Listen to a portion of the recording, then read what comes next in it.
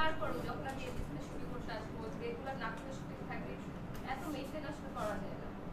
একটু ভাত না খেলে একটু সবজি নিয়ে খেতে হবে। কতদিন পর পর ভাত খান? মানে হাইস্ট এরকম কোনটাই আছে যে 4-5 উইকে দিন? একবার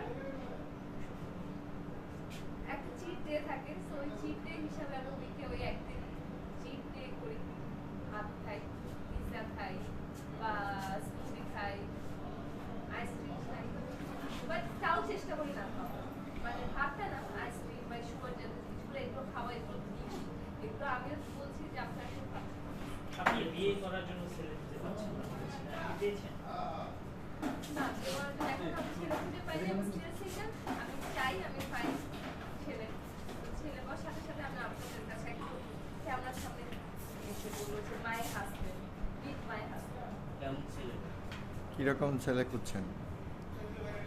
কেমন ছেলে ভালো লাগে? লম্বা হবে, অনেক লম্বা ছেলে আমার ভালো লাগে।